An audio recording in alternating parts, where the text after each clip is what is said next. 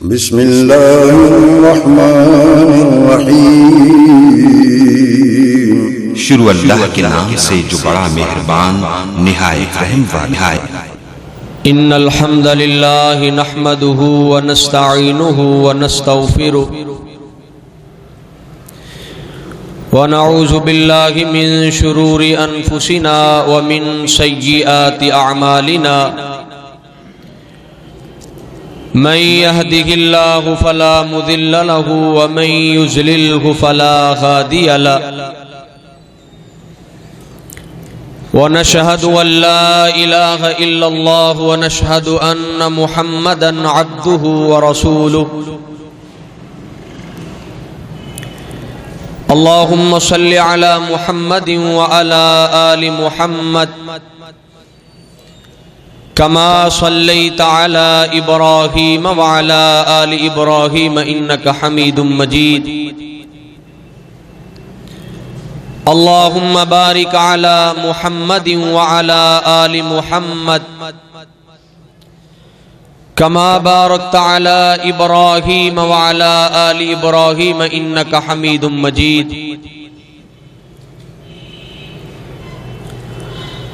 अम्मा बअदु फ़इन्न खैरल हदीस किताबुल्लाह व खैरल हदी हदी मुहम्मदिन सल्लल्लाहु अलैहि वसल्लम व शर्रल उमूरि मुहदसातुहा व कुल्ल मुहदसतिन बिदअह व कुल्ल बिदअतिन ज़लाला व कुल्ल ज़लालतिन फिन्नार।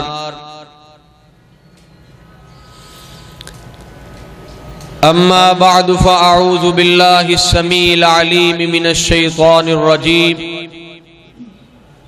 व बिवजहिहिल करीम व सुल्तानिहिल करीम मिनश शैतानिर रजीम। बिस्मिल्लाहिर रहमानिर रहीम। क़ाल अल्लाहु तबारक व तआला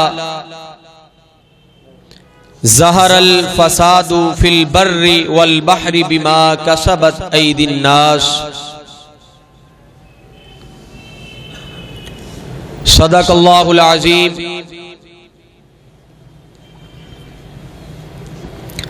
मुख्तसर हम्दो सना किबरियाई बढ़ाई अल्लाह जल्ल शानुहु की ज़ाते बाबरकत के लिए ख़ास है। दुरूदो सलाम आक़ाए कायनात इमामुल अंबिया इमामुल अव्वलीन वल आखरीन इमामुल किबलतैन इमामुस सकलैन इमामुना फिद दुनिया व इमामुना फिल आखिरा व इमामुना फिल जन्ना जनाबे मुहम्मदुर रसूलुल्लाह सल्लल्लाहु अलैहि वसल्लम की ज़ाते अक़दस के लिए लाखों करोड़ों अनगिनत ला तादाद बेहदो बेशुमार दुरूदो सलाम की बारिश नाजिल हो।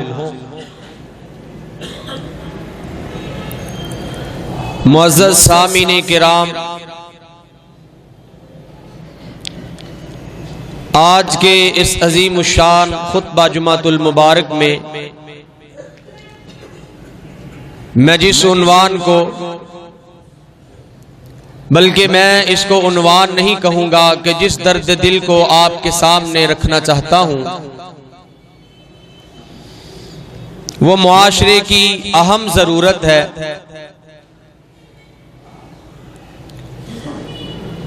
आजकल हर दूसरा शख्स जिसको भी आप मिलेंगे वो परेशान नजर आएगा। बल्कि दूसरा क्या, हर शख्स ही आपको परेशान मिलेगा, शिकवा करेगा कि हजरत साहब कभी घर की परेशानियां हैं, कभी बाहर की कारोबार की परेशानियां, कभी मुआशरती परेशानियों ने घेराव किया हुआ है।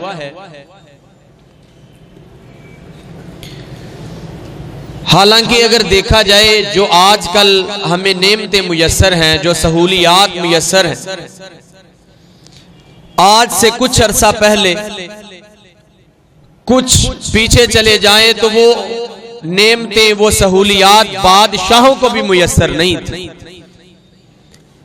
ये टेलीफोन की सहूलत है, आप गाड़ियों की सहूलत देख लें, दीगर सहूलियात हैं जो पहले बादशाहों को भी मुयस्सर न थी, आज हमें मुयस्सर है, फिर भी आज का मुसलमान परेशान है। यार तुझे अल्लाह ने जवानी दी है, तू लूला नहीं, लंगड़ा नहीं, तू माजूर नहीं, तुझे कोई परेशानी नहीं है, सब कुछ अल्लाह ने अता किया है, फिर भी पूछो जी मैं हजरत साहब परेशान हूं। यार आखिर परेशानी है किस बात की? और उसके बाद हां परेशानियां आती हैं, इंसान की अपनी गफलत की वजह से आती हैं, या परेशानियां आती हैं इंसान के गुनाहों का नतीजा हुआ करता है, या कुछ परेशानियां ऐसी भी होती हैं जो बंदा अपने आप पे मुसल्लत कर लेता। अब देखिए ना, इंसान की अकल है, वो मुहावरा भी है कि पांव चादर देखकर पांव फैलाने चाहिए। अब इंसान की औकात हैसियत है 10,000 की, वो मंथली खर्चा 15 से 20,000 करता है, तो वो क्या खुश रहेगा? वो परेशान ही रहेगा। ये कुछ परेशानियां हम खुद अपने आप पे डाल लेते हैं। और एक कुरान ने भी इस परेशानियों का कुछ हल बताया है। कुरान कहता है कि इंसान परेशान हो ही नहीं सकता, वो भी कोई तरीका होगा।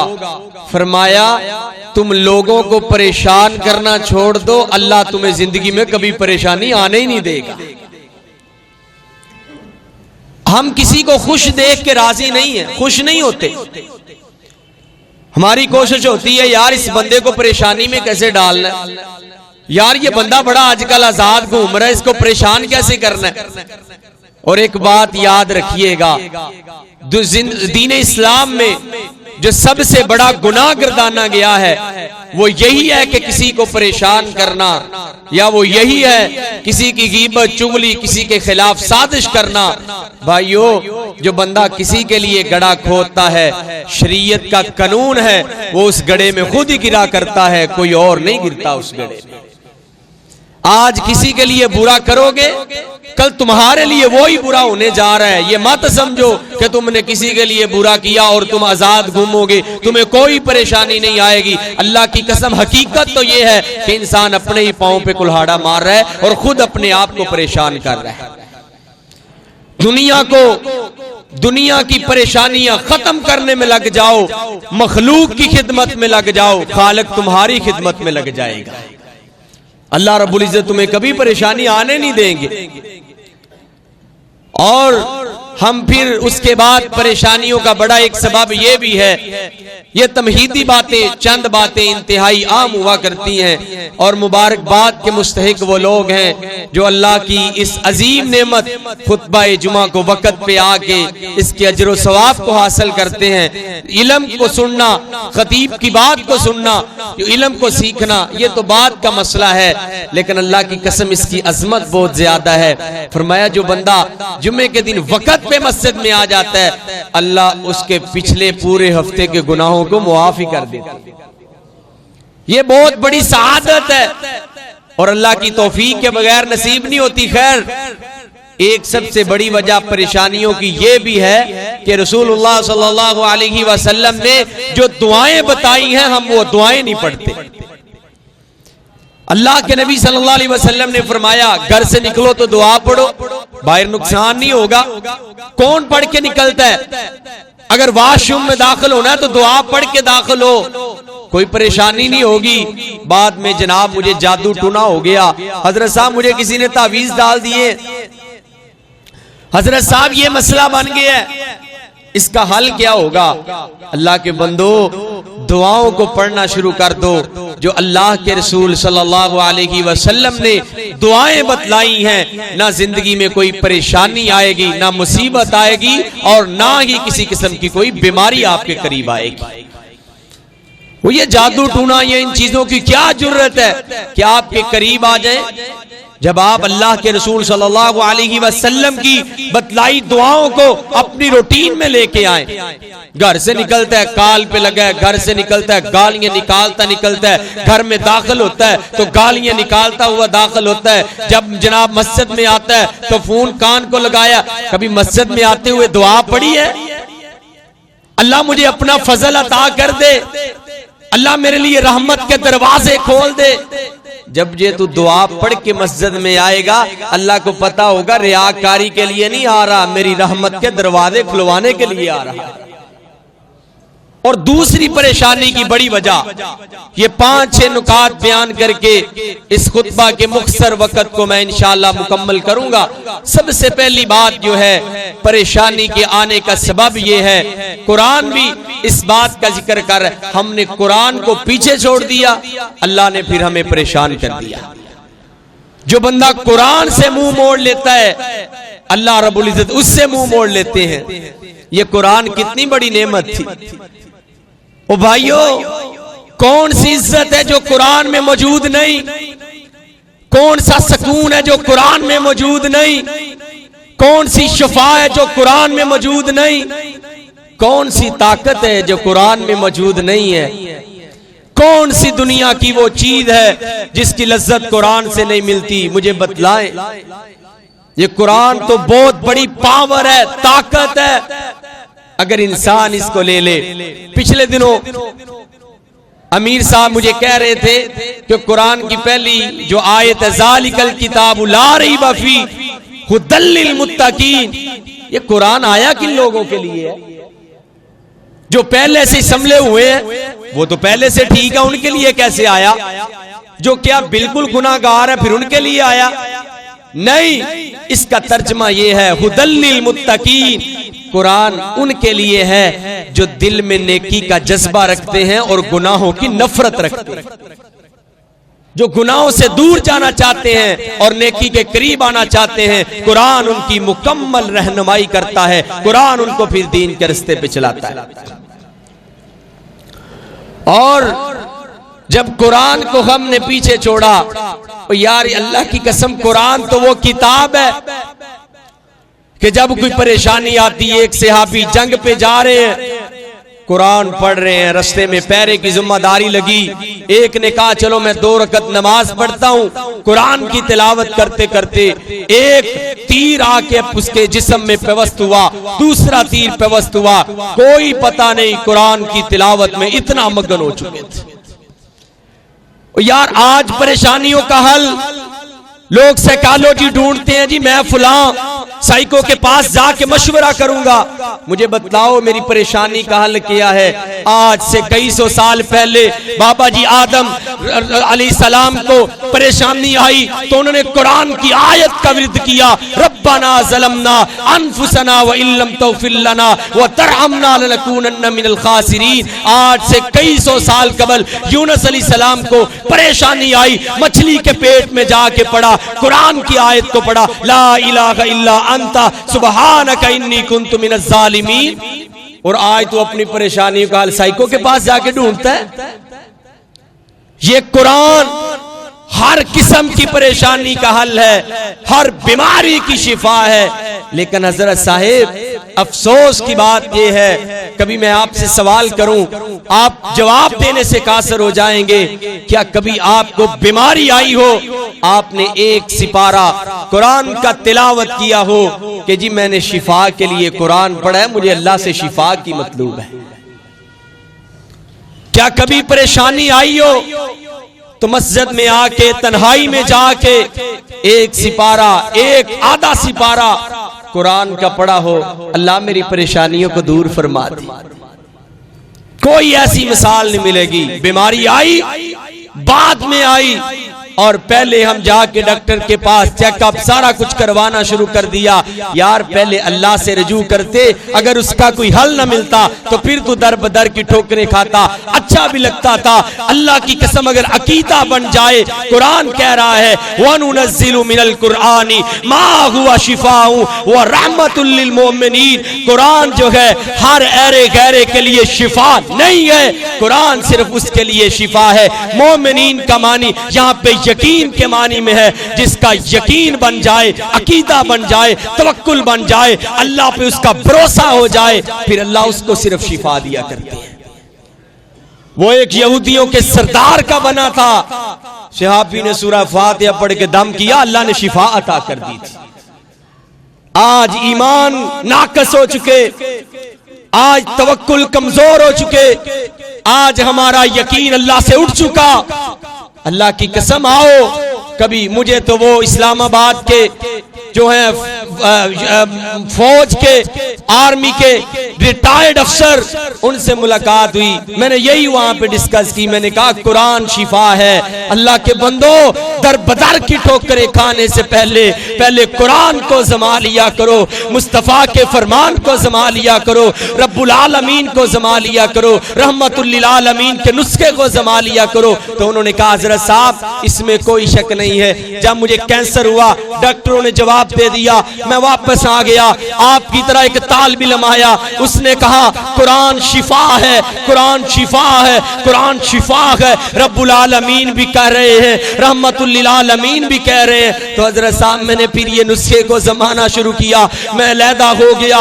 मैं सिर्फ खाने के वक्त उठता, सोने के वक्त छोड़ता, कुरान पढ़ता ही रहता, कुरान पढ़ता रहता। कहता हजरत साहब 2 माह मैंने मुकम्मल कुरान के साथ इस तरह गुजारे गए जिस तरह बंदे को सांस की जरूरत हो, 1 सेकंड भी सांस बंद हो तो बंदा उसके बगैर गुजारा नहीं। जब भी मुझे वक्त मिलता मैं कुरान पढ़ता, कुरान पढ़ता।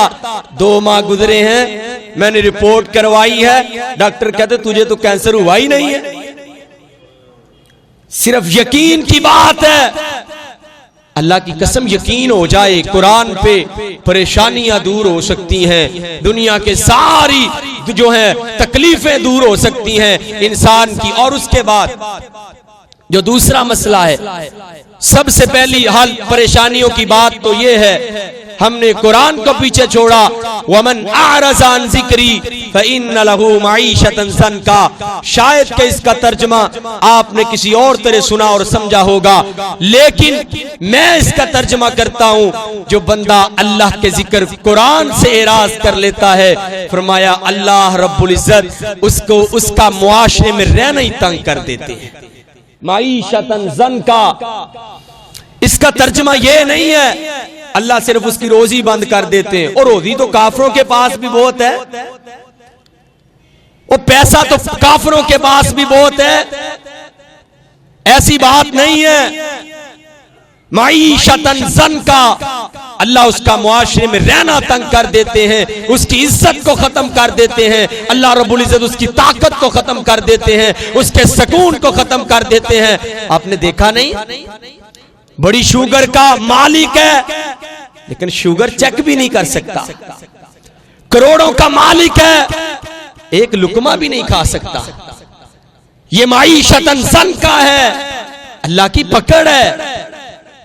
आज अल्लाह के पास आ जाओ, अल्लाह के करीब आ जाओ, कुरान को सीने से लगा लो। मईशतन ज़न्का, ये तो एक अजाब है, ये तो दुनिया की परेशानी है जो ना होने के बराबर है। वह नहशुरुहु यौमल क़ियामति आमा, कल क़यामत के दिन अंधा करके उठाया जाएगा। खैर ये एक मुस्तकिल टॉपिक है, मैं इस पे गुफ्तगू नहीं करना चाहता। परेशानी की सबसे पहली वजह यह है कि हमने कुरान को छोड़ दिया, हम कुरान से दूर हो गए। अल्लाह ने फिर हम पे जो अल्लाह रब्बुल इज्जत की रहमतें थी, बरकतें थी, उसका हाथ था, अल्लाह ने हमसे उठा लिया और हम दर बदर की ठोकरें खाते परेशान फिर रहे हैं। और दूसरी परेशानी की वजह, हम मुआफ नहीं करते, मुआफी तलाफी वाला मामला नहीं करते। हम किसी को कहते हैं यार कोई गल नहीं, मुआफ कर दे, खैर ही है, लेकिन अल्लाह की कसम जब खुद किसी को मुआफ करना पड़े पता तो तब चलता है। और जो बंदा ये मुआफ करना सीख जाता है, दिल साफ कर लेता है, दिल से खत्म कर देता है, गुस्सा दिल से खत्म किया, यार जा मैंने तुझे मुआफ किया। यार जिंदगी में कुछ मामलात अल्लाह पे भी छोड़ने चाहिए, ये सारे मामलात खुद ही नहीं बढ़ाने। जब बंदा सब्र कर जाए, जब बंदा दरगुजर कर जाए, जब बंदा मुआफ कर दे, फरमाया वल याफू वल यस्फहू अला तुहिब्बून अन यगफिरल्लाहु लकुम वल्लाहु गफूरुर रहीम। अल्लाह फरमाते हैं जो बंदा मुआफी तलाफी वाले मामले शुरू कर देता है, मैं अल्लाह रब्बुल इज्जत उसकी सारी परेशानियों को खत्म भी कर देता हूं, उसके सारे गुनाहों को मुआफ भी कर देता हूं। जो सिर्फ मुआफ करना शुरू कर देता है, कहते हैं जी हजरत साहब मैं कि मैं मुआफ करा, तो नहीं पता उन्हें मेरे नाल जुल्म कितना वड्डा कीता है? आपको पता नहीं उसने मेरे साथ ज्यादती क्या की है? यार मुझे बतलाएं, जो यूसुफ अलैहिस्सलाम के भाइयों ने की थी उससे भी बड़ी ज्यादती है। जब यूसुफ अलैहिस्सलाम के साथ जुल्म हुआ, बिके, दर बदर की ठोकरों के बाद, जेल के सारे प्रोसेस के बाद, जब अल्लाह रब्बुल इज्जत ने हुक्मरानी अता की, अजीज मिस्र बने, और उसके बाद जब भाई आए हैं तो ये नहीं कहा कि इन्होंने मेरे साथ जुल्म किया है, एक ही ऐलान कर दिया, ला तसरीब अलैकुमुल यौम यगफिरुल्लाहु लकुम, आज के दिन किसी को कोई शर्मिंदगी नहीं है, परेशान नहीं होना, मेरे सामने निदामत नहीं करना कि पता नहीं भाई हमें माफ करेगा कि नहीं। यूसुफ अलैहिस्सलाम ने ला तसरीब अलैकुमुल यौम के लफ्ज बोल के सबके चेहरों पे मुस्कुराहट को बिखेर दिया। और पता क्या कहा, नज़ग़ शैतानु बैनी व बैना इख्वती, मेरे भाइयों आपका कोई कसूर नहीं है, मेरे भाइयों आपकी कोई गलती नहीं है, आपकी कोई इसमें साजिश नहीं है, ये तो शैतान की चाल थी, उसने हमें अलहदा करने की कोशिश की है, हम अल्लाह की तौफीक से अलहदा नहीं हुए, अल्लाह ने हम फिर हमको दोबारा इकट्ठा कर दिया है। परेशान नहीं होना, ये तो शैतान की चाल थी। कभी हमने भी ऐसा किया? माफी करना, माफी तलाफी, ये बड़ा अजीम अमल है, ये बहुत बड़ा अमल है। जोड़ा बंदा मुआफ नहीं करता, पंजाबी दे विच मैं जरा गल समझावां, जो बंदा मुआफ नहीं करता तो दिल दिल विच ही सड़दा रहंदा, अपने आप को जलाता है, अंदर से जलता रहता है, परेशान रहता है, हर वक्त जो है वो ज़हनी मरीज हो जाता है कि जी मैं उसको मुआफ नहीं किया, उसने मेरे साथ जुल्म किया, वो ज़हनी मरीज बन जाता है। लेकिन जो बंदा मुआफ करना शुरू कर देता है, अल्लाह की कसम अल्लाह रब्बुल इज्जत उसे भी मुआफ कर देते हैं। अल्लाह मुआफ करने वाले हैं और मुआफ करने वालों को पसंद करते हैं। अल्लाह के नबी सल्लल्लाहु अलैहि वसल्लम का एक सहाबी है, बड़ा, नबी सल्लल्लाहु अलैहि वसल्लम ने फरमाया जिसने जन्नती देखना है ना, इस शख्स को देख लो। सहाबी रजी अल्लाह ताला उसके घर गए, जाके पूछा यार तू कौन सा अमल करता है? एक रात उसके पास ठहरे, गालिबन हज़रत अली रजी अल्लाह ताला अन्हु उसके घर के एक रात उसके घर ठहरे, जाके कहा यार उसकी नफल देखे उतनी पढ़ रहा है, नमाजें उतनी है, अस्कार वही है, यार कौन सा अमल है जिसकी वजह से अल्लाह के नबी ने तुझे दुनिया पे जन्नत का सर्टिफिकेट जारी कर दिया? कहने लगा यार कोई बड़ा अमल नहीं है, जब मैं रात को सोने लगता हूं ना तो जितने लोगों ने मेरे साथ जुल्म किया होता है मैं सबको मुआफ करके सोता। और एक अल्लाह के वली बंदे की, मुहद्दिस की बात करूं, लेकिन ये बात बड़ी मुश्किल है। वो कहते मेरे सुकून की, मेरी इज्जत की बड़ी वजह एक ये भी है, मैं जब दुआ पढ़ता हूं ना, अल्लाहुम्मा अग़फ़िरली लिमन अहब्बनी औ ज़लमनी, ऐ अल्लाह तू उनको भी मुआफ कर दे जो मेरे साथ प्यार करते हैं, तो उनको भी मुआफ कर दे जो मेरे साथ जुल्म और ज़्यादती और मुझे तकलीफें पहुंचाते। अल्लाह तो मेरे दुश्मनों को भी मुआफ कर दे। यार ऐसा बंदा अल्लाह को कितना पसंद होगा? अल्लाह तो मुआफ करने वालों को मुआफ करते हैं, रहम करने वालों पे रहम करते हैं। जो अल्लाह की मखलूक पे रहम करता है ना, अल्लाह फिर उस पे बहुत ज्यादा रहम करते हैं। और नबी मुकर्रम सल्लल्लाहु अलैहि वसल्लम मुआफी की एक अजीम दास्तां, बुर्दबारी की एक अजीम दास्तां, रहमदिली की एक अजीम दास्तां, वो अल्लाह के नबी सल्लल्लाहु अलैहि वसल्लम ने फरमाया जो बंदा दरगुजर करता है ना, कोई किसी बंदे ने उसके साथ जुल्म किया, अबू दाऊद शरीफ में 48 नंबर रवायत, अबू उमामा बाहली रज़ी अल्लाह ताला अन्हु रवायत के रावी हैं। अल्लाह की कसम ये बड़ी प्यारी रवायत है, अगर ये अकीदा बन जाए, ये ज़हन बन जाए, ये रूटीन बन जाए, अगर ये जुस्तजू तमन्ना आरजू ख्वाहिश बन जाए, इंसान की जिंदगी के आने वाले अय्याम उसको सुकून दे सकते हैं, परेशानियों से निजात दिला सकते हैं। रसूलुल्लाह सल्लल्लाहु अलैहि वसल्लम ने फरमाया जो तुझ तेरे साथ जुल्म करे, ज़्यादती करे, तू उसको मुआफ कर दे, तू कुछ भी ना कहे, गाली निकाली, जा यार मैंने मुआफ किया, उसने जुल्म किया, जा यार मैंने मुआफ किया। हालांकि जवाब देने की ताकत रखता है लेकिन टॉलरेंस दिखाता है, बुर्दबारी दिखाता है। रसूलुल्लाह सल्लल्लाहु अलैहि वसल्लम ने फरमाया ऐसे शख्स को कल क़यामत का दिन होगा, अल्लाह रब्बुल इज्जत जन्नत के दरमियान में एक महल अता कर देंगे। सिर्फ छोटी सी बात, एक बात का जवाब भी दिया, जन्नत में महल तैयार हो गया। यार अकीदा तो हजरत सिद्दीक रज़ी अल्लाह ताला अन्हु, मदीने का बाजार है, यहूदी गालियां निकाल रहा है, रसूलुल्लाह सल्लल्लाहु अलैहि वसल्लम खड़े मुस्कुरा रहे हैं। हजरत सिद्दीक ने एक बात का बड़े मुहज्जब अंदाज में जवाब दिया। आप सल्लल्लाहु अलैहि वसल्लम के माथे पे बाल लाए, पेशानी पे बाल गुस्से के साथ चले गए। हजरत सिद्दीक पीछे पीछे, आका क्या बात है? जब उसने इतना मुझे गालियां निकाली आप बड़े मुस्कुरा रहे थे। फरमाया सिद्दीक जब तू खामोश था तेरी तरफ से जवाब अल्लाह की रहमत का फरिश्ता दे रहा था, जब तू बोल रहा है तो फरिश्ता भी चला गया तो मैं भी चला गया। कभी अपने दिल में थोड़ा सा सब्र पैदा करो, दरगुजरी पैदा करो। यार ईंट का जवाब पत्थर से देना कोई इंसानियत नहीं है, मैं चने चबवाऊंगा कोई इंसानियत नहीं है। अल्लाह की कसम ये बुर्दबारी, ये अखलाक, ये किरदार, ये अच्छा मिजाज, ये माफी तलाफी वाला मामला, ये मुसलमान की आन शान और पहचान है। रसूलुल्लाह सल्लल्लाहु अलैहि वसल्लम की जिंदगी को पढ़ के देखिए, फरमाया ए मुस्तफा अलैहिस्सलाम फबिमा रहमतिम मिनल्लाहि लिन्त लहुम वलौ कुन्त फज़्ज़न गलीज़ल क़ल्बि लनफ़ज़्ज़ू मिन क़ौलिक। हमने तुम्हारी शख्सियत को ऐसा नरम दिल, ऐसा पाक दामन, ऐसा जो है बुर्दबार बना दिया है कि लोग पूरी कायनात से चल के तेरे पास आएंगे, कलमा पढ़ के तेरे मुरीद बन जाएंगे, जन्नत के मुस्तहिक बन जाएंगे। ये किरदार ही था।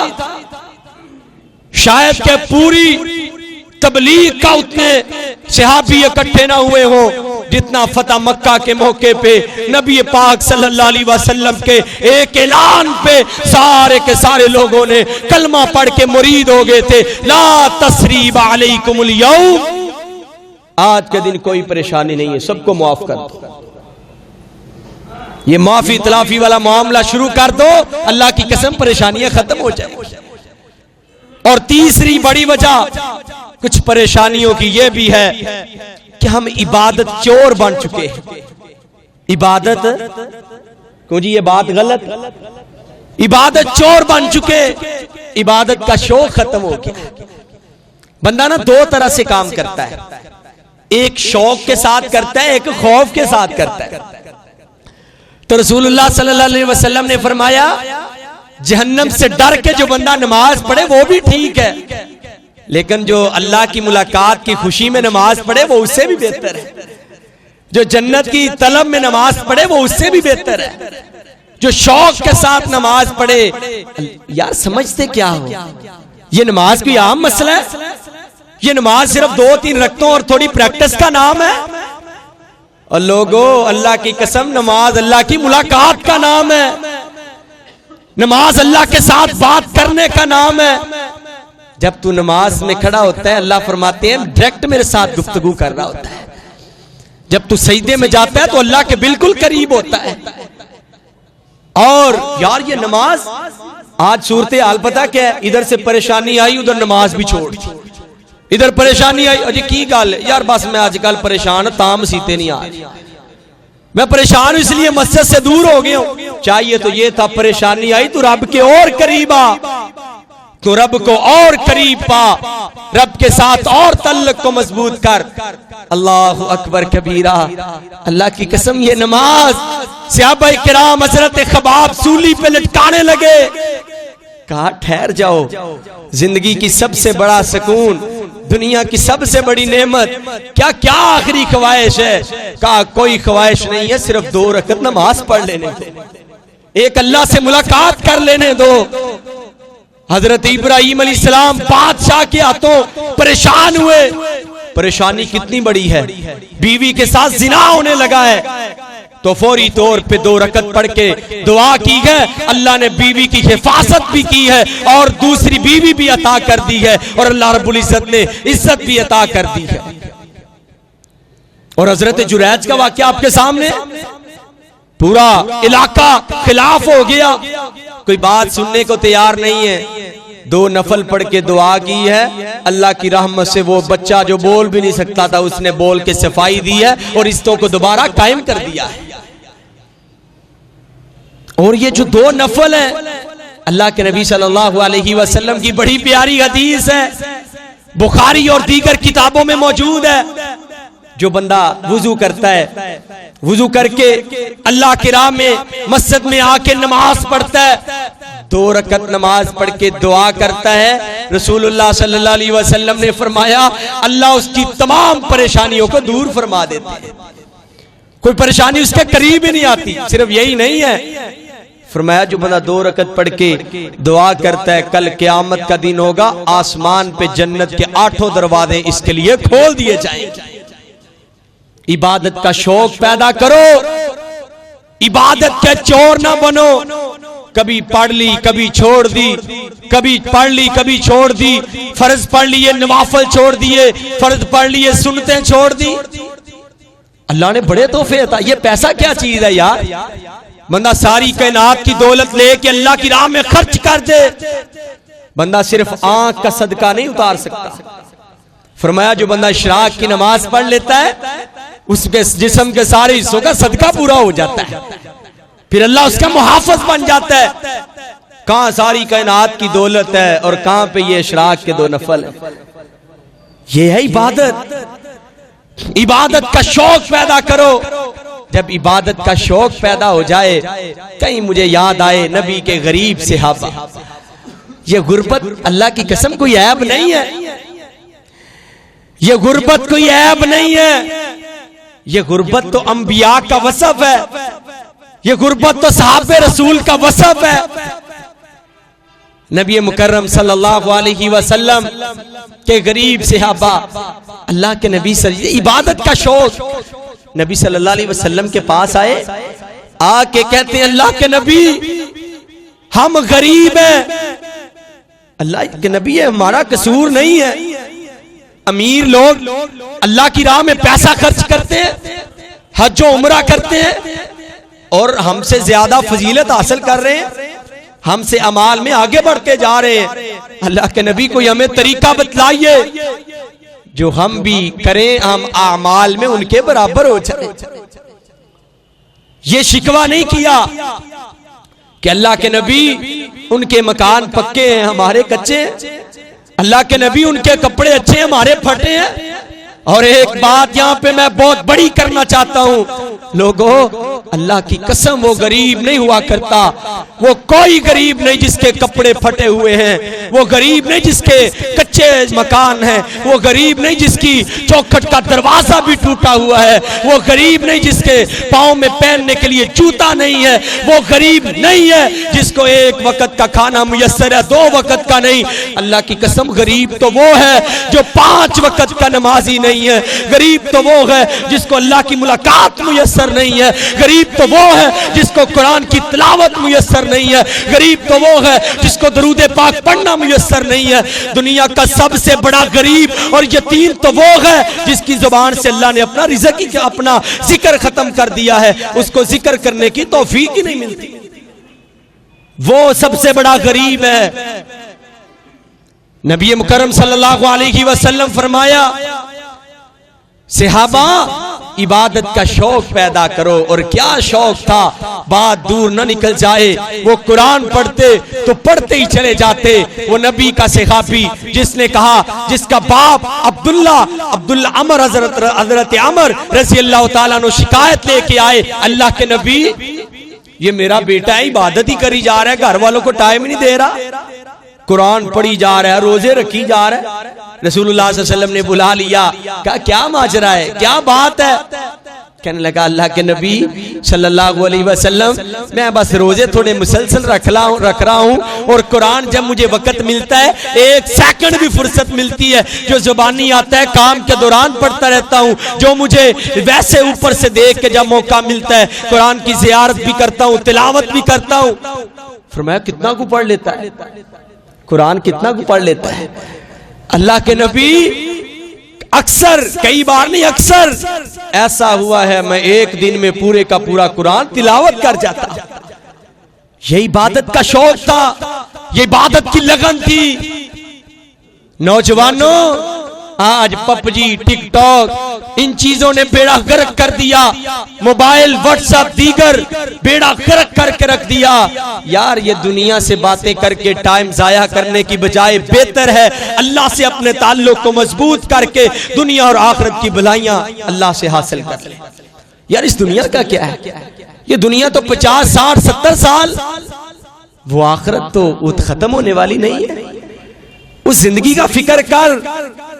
इबादत का शौक, हजरत नबी सल्लल्लाहु अलैहि वसल्लम ने फरमाया, अब्दुल्ला तू ऐसे किया कर, 1 महीने में कुरान पढ़ लिया कर।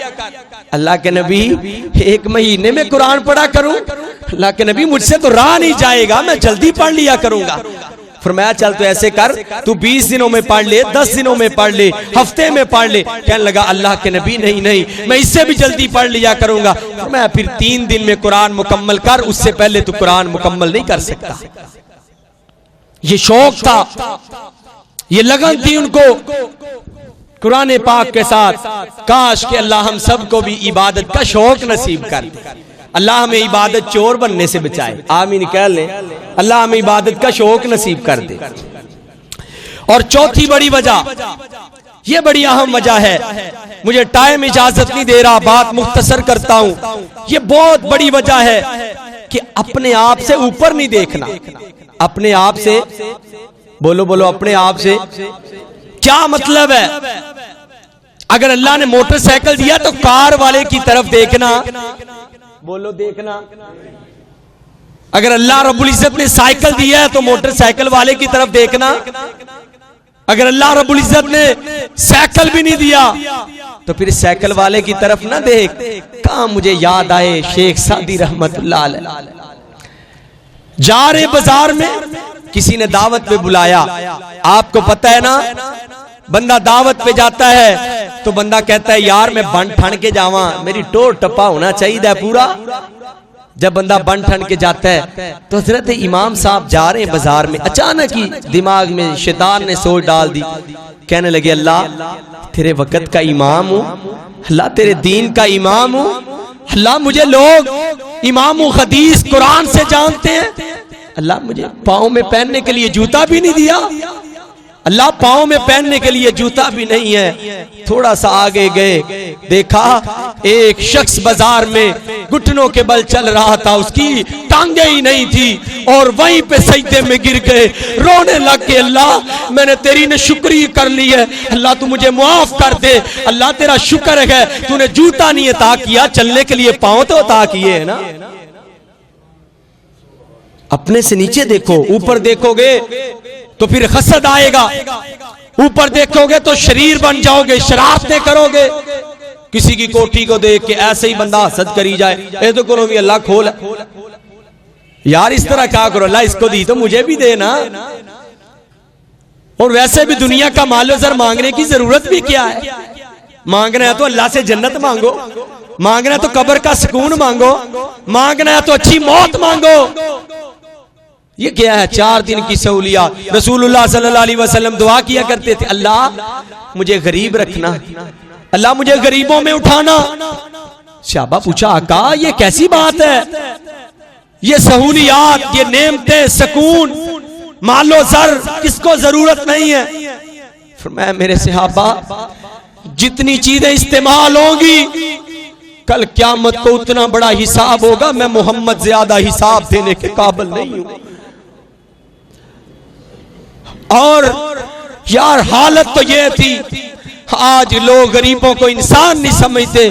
अल्लाह की कसम, ये मालो ज़र के पीछे जो गरूर तकब्बुर है खत्म कर दो, अल्लाह के दीन को अपना लो, अल्लाह के दीन को, अल्लाह के दीन को बुनियाद बना लो, अल्लाह के दीन को देखो। हजरत रसूलुल्लाह सल्लल्लाहु अलैहि वसल्लम की हालत ये थी, मस्जिद मदीने में मेहमान आया, आपने अपने 11 घरों में पता करवाया, किसी के घर से अपने घरों में से किसी भी बीवी के घर से खाने का एक लुकमा भी ना मिला, और किसी सहाबी को कहा कि जाओ तला इंसारी मेरे मेहमान की मेजबानी कर दो। क्या रसूलुल्लाह सल्लल्लाहु अलैहि वसल्लम की गुर्बत की वजह से इज्जत कम हो गई थी? क्या खूब कहा अल्लामा इकबाल रहमतुल्लाह अलैह ने, खुद ही ना बेच गरीबी में नाम पैदा कर। यार तू अपने साइकिल के टायर को किसी की पराडो से बेहतर समझा कर। और कई औरतें ना बड़ी नाशुक्री हुआ करती हैं। ये नाशुक्री औरतें अल्लाह का बहुत बड़ा अजाब है। फलाने ये पहने तो मैं क्यों ना पहना। और ये मालो जर नबी की बीवियां आई जब मदीने में थोड़ा अरसा गुजरा, सहाबा के कारोबार सेट हुए, जब सहाबा की बीवियों ने जेवरात पहने, दीगर तरह के अच्छे अच्छे कपड़े पहने, बीवियों ने मिलकर इस्लाह की मशवरा किया। नबी मुकर्रम सल्लल्लाहु अलैहि वसल्लम के पास आई, आके कहती हैं हमें भी जेवरात चाहिए, हमें भी अच्छे कपड़े चाहिए। नबी मुकर्रम सल्लल्लाहु अलैहि वसल्लम ने ऐलान कर दिया, जाओ तुम्हें दुनिया के मालो जर से प्यार हो गया, आज के बाद मैं तुम्हारा चेहरा भी नहीं देखूंगा। एक महीना तक के लिए लैदगी इख्तियार कर ली। जो बंदा माल की हवस में लग जाता है, बद्दुआ रसूलुल्लाह सल्लल्लाहु अलैहि वसल्लम की, ऐ अल्लाह जो दुनिया को, जो दीन को छोड़ के दुनिया को तरजीह दे, जो दीन को बुला के दुनिया के पीछे भागे, अल्लाह उसे कभी भी दुनिया में खुश ना करना। ये बद्दुआ है रसूलुल्लाह सल्लल्लाहु अलैहि वसल्लम। हालत ये है, अल्लाह के बंदो अपने से ऊपर ना देखो, नीचे देखो। जब नीचे देखोगे तो शुक्र करोगे। और एक बात यहां पे बहुत बड़ी करने लगा, खुदा का वास्ता है मेरी बात को जाया ना करना। ये शुक्रगुजारी दुनिया का सबसे बड़ा कारोबार है। ये शुक्रगुजारी, ये बहुत बड़ा बिजनेस है। शुक्रगुजारी जो कर, ये बिजनेस दुनिया वालों के साथ नहीं है, ये बिजनेस अल्लाह के साथ है। ये बिजनेस अल्लाह के साथ है और अल्लाह ने इसकी गारंटी दी है। इसमें प्रॉफिट है, नुकसान नहीं है। इसमें नफा है, इसमें लॉस नहीं है। कुरान कह रहा है लइन शकरतुम लअज़ीदन्नकुम वलइन कफरतुम इन अज़ाबी लशदीद। फरमाया जो शुक्र करता है मैं अल्लाह बढ़ाते ही चला जाता है। आज एक मिला तो शुक्र कर, कल 10 मिलेंगे। 10 मिले तो शुक्र कर, कल अल्लाह 100 देगा। 100 मिले तो 1000 मिलेगा। ये शुक्र है। जो बंदा शुक्र न शुक्री करता है वो इन कफर तुम न शुक्री करने वाला तो कुफर के जुमरे में आता है। अल्लाह कहते हैं इन्ना अज़ाबी लशदीद। और ये अज़ाब दुनिया में भी मिल सकता है, आखिरत में भी मिल सकता है। न शुक्री क्यों करनी है यार, अल्लाह का शुक्र अदा कर। अपने देख, अल्लाह ने तुझे आजाद किया, वो देख जो जेलों में कैद है, अल्लाह ने तुझे सब कुछ अता किया है। उनको देख जिनकी आंखें नहीं है, दुनिया की रोशनी कुछ देख नहीं सकते।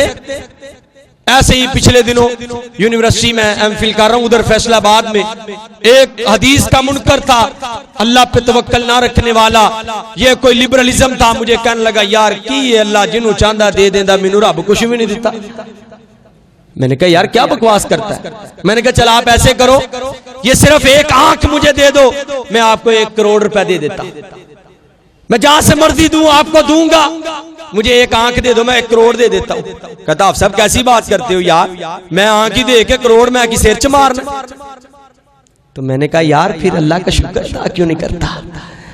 ये तेरी एक एक नेमत, आंख, कान।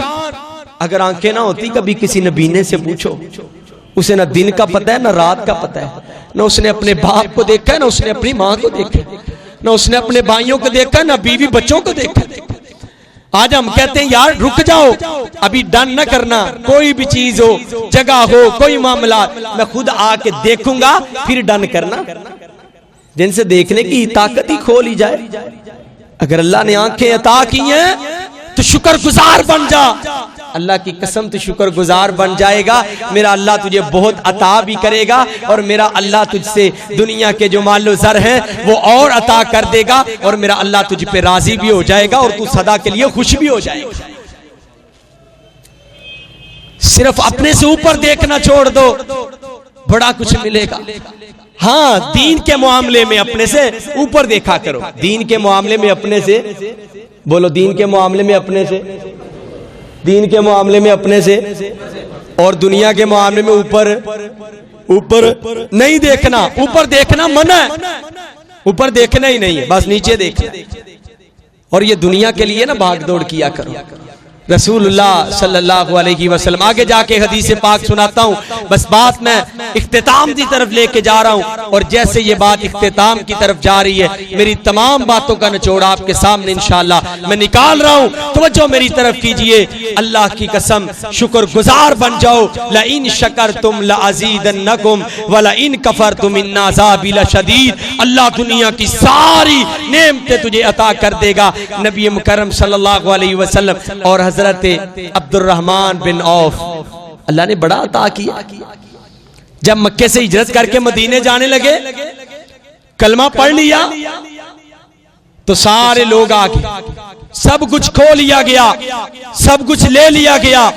पैदल चल के मदीने पहुंचे, पैदल हिजरत की। रसूलुल्लाह सल्लल्लाहु अलैहि वसल्लम मस्जिद नबवी में तशरीफ फरमा। क्या मस्जिद नबवी का मुकाम, क्या लज्जत है। जब उधर पहुंचे तो जाके रसूल सल्लम ने देखा होंठों पे खून, पैरों में खून, ऐसे देखा तो कहा अब्दुर्रहमान कैसे आए? अल्लाह के नबी, दुनिया का सब कुछ लौटा के आया हूं, दीन की दौलत पा के आया हूं। फरमाया अगर दीन की दौलत मिल गई है तो सब कुछ ही मिल गया है। कहने लगे अल्लाह के रसूल अल्हम्दुलिल्लाह अला कुल्ली हाल कहा, शुक्र अदा किया। वक़्त ने काया पलटी, ज़ेन का इस्तेमाल किया, शुक्र ने रंग दिखाया, रब्बुल आलमीन पे तवक्कुल का नतीजा निकला। एक दिन वो भी आया, ये अब्दुर्रहमान मदीने का सबसे अमीर शख्स बन गया। जो खाली हाथ आया, कुछ भी पास नहीं है, 1 रुपया भी पास नहीं है। शुक्रगुजार बन जाओ, अपने से ऊपर देख के अल्लाह की शुक्रिया ना करो। और नंबर 5 जो बात मैं करने जा रहा हूं, दुनिया पे दुनिया के लिए ना जियो। दुनिया पे दुनिया के लिए, बोलो दुनिया पर दुनिया के लिए, आखिरत के लिए जियो। और अल्लाह की कसम हम दुनिया के लिए आए भी, हम दुनिया के लिए आए। कुरान कह रहा है अल्लज़ी खलक़ल मौता वल हयात लियब्लुवकुम अय्युकुम अहसनु अमला। कुरान कह रहा है ए लोगो, अल्लाह कह रहे हैं मैंने मौत को पैदा किया, जिंदगी को पैदा किया, लियब्लुवकुम अय्युकुम अहसनु अमला, ताकि तू जिंदगी गुजारे नेक अमाल करके, ताकि तू अल्लाह को राजी करने के लिए जिंदगी गुजारे। तुझे मरना याद हो, तू जिंदगी गुजारे। आज भी अल्लाह की कसम कुछ लोग जिंदगी तो मियां चन्नू की जमीन पे गुजारते हैं, उनकी नजर कब्रों पे होती है, उनकी नजर अल्लाह के अर्श पे होती है, उनकी नजर आज भी हौज़े कौसर पे होती है, उनकी नजर आज भी पुल सिरात पे होती है, आज भी जन्नतुल फिरदौस के आला मुकाम पे होती है, उनकी नजर आज भी जहन्नम के जलते अंगारों पे होती है। आखिरत में क्या बनेगा? जिंदगी यहां पे गुजारते हैं, नजर वहां पे होती। दुनिया पर दुनिया के लिए, दुनिया पर दुनिया के लिए ना जियो। कुरान कह रहा वमा खलक़तुल जिन्ना वल इंसा इल्ला लियअबुदून। इसका तर्जमा शायद आपने किसी और तरह सुना, लेकिन यह तर्जमा अगर समझ आ जाए सादा जुबान में, वो तो फरमाया नहीं मैंने पैदा किया जिन्नों इंसानों को मगर इबादत के लिए। तर्जमा यह है, मतलब वो शख्स पैदा ही नहीं हुआ जो 5 वक्त का नमाजी नहीं है, जो अल्लाह के दर पे नहीं आता है। वो पैदा ही नहीं हुआ, मतलब वो जम्मे ही नहीं। उसका पैदा होना, उसका दुनिया पे आना और ना आना बराबर है। दुनिया पे दुनिया के लिए ना जियो, दुनिया पे आखिरत के लिए जियो। एक दिन चले जाना है, ये सब कुछ खत्म हो जाना है। कितनी कोठियां, कितने मरलों में मकान है, कितनी जनाब संगे मरमर लगा है, कितने मेरे पास प्लाट है, कितनी मेरे पास दौलत है, कितनी जायदाद है। कभी देख अपने बाप को, वो जब फोत हुआ है तो कितनी जायदाद उसके साथ गई है, कितनी उसको 10 मरले में उसकी कब्र बनी है या कनाल में उसका बंगला बना है। जब वो फोत हुआ है, जगह तो वही है, 1 मरला भी शायद पूरा नहीं होता, जगह तो वही मुकद्दर में आनी है। जितने मर्जी फैंसी लिबास पहन ले, जितना मर्जी रसूलुल्लाह सल्लल्लाहु अलैहि वसल्लम के खिलाफ वर्जियां करके अपनी शेवें करवा, अपनी जनाब क्लीन शेव करवा, रसूल सल्लम के खिलाफ दाढ़ी के स्टाइल बनवा, कटिंग रसूलुल्लाह सल्लम के खिलाफ करवा, लेकिन आखिर कब तक? जाना तो कब्र में ही, जाना तो मट्टी के साथ मट्टी, दास्ता खत्म। अल्लाह के बंदो, दुनिया पर दुनिया के लिए ना जियो। दुनिया में जियो तो आखिर यार ये दुनिया की क्या हैसियत है। रसूलुल्लाह सल्लल्लाहु अलैहि वसल्लम दो हदीसें याद आई हैं। अल्लाह के रसूल सल्लल्लाहु अलैहि वसल्लम ना ऐसे जा रहे मदीने के बाजार में, एक मरा बकरी का बच्चा पड़ा हुआ था।